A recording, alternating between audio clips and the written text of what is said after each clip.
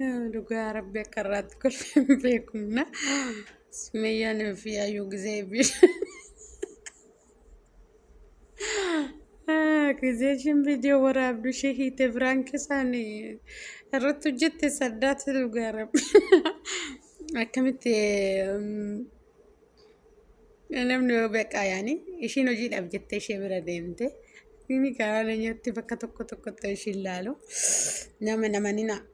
Nama amanuu kanarraan nama gaadhumni isaa nama namani naayi nama amantanii nama bira deeminaayi.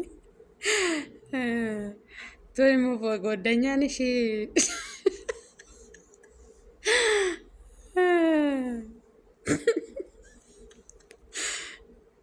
sadugaa laalee garaa na dhukkubeetanii isaan ishiin hojjette san dubbachuu. Moosa dhugaa bishaan irratti naqanii takkas godhan. Rabbina ulfaata. Sauma man kan tuኑ እንግዲህ ሰው እንዳታምኑ። ሰው አምናችሁ ደግሞ ስራ እንዳትሰሩ።